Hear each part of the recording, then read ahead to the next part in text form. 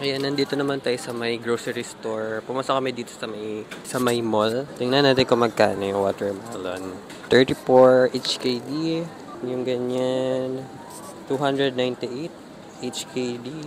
Meron 368 HKD. Ano ba ito? Orange. 128. Parang mahal, no? Tingnan natin yung grapes nila. 26. Iba-iba yung presyo. Parang sa Pinas. Depende sa quality. Ayan naman yung mga drinks nila. 12 HKD. 16. Ganyan. Ayun, ano yung mga presyo dito. Alam mo, dami pinakita yun. Nahahassle kasi ako magpakita ng iba-ibang presyo. Ano ba dapat ipapakita? Yung mga snacks. Ano dapat din tayo sa mga snacks? Ayan, may ganyan din sila. Ayan, mango mochi, 25. Ayan, mga rice nila ito, no? Ready to eat. Chicken. Ayan. Roasted pork.